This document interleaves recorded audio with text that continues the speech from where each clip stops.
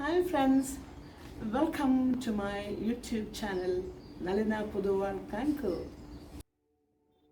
വളരെ മനോഹരമായ ഗംഗാ ആരതി കണ്ട് പിറ്റേ ദിവസം ഞങ്ങൾ മറ്റൊരു ക്ഷേത്ര ദർശനത്തിന് പോവുകയാണ്.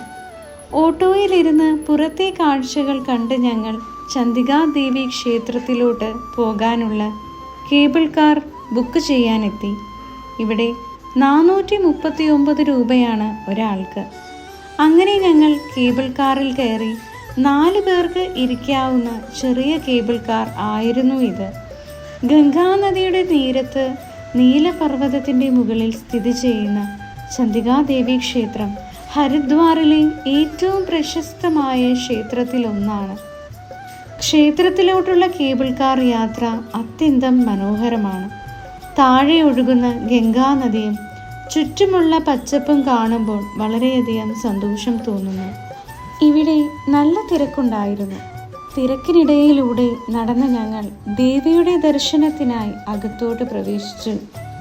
പുരാണങ്ങളിൽ പറയുന്നത് ചണ്ഡികാദേവി ദുർഗാദേവിയുടെ അവതാരമായി ഇവിടെ പ്രത്യക്ഷപ്പെട്ടതാണെന്ന് വിശ്വസിക്കുന്നു.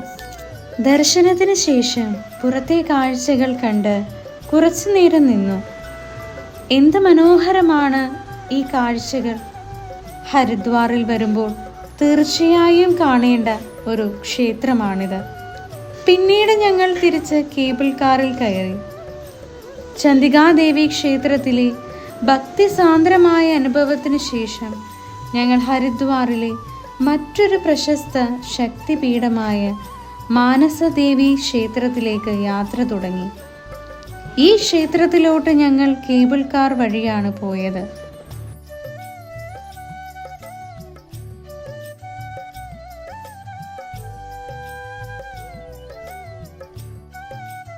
കേബിൾ കാർ യാത്ര ആസ്വദിച്ച് ഞങ്ങൾ ക്ഷേത്രത്തിലെത്തി. ദേവിയെ കണ്ട് പ്രാർത്ഥിച്ച ശേഷം യാത്ര തിരിച്ചു.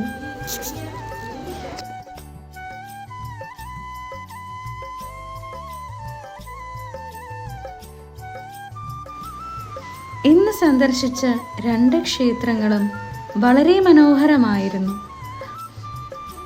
മറ്റു യാത്രാവിശേഷവുമായി വീണ്ടും കാണാം. Thank you for watching.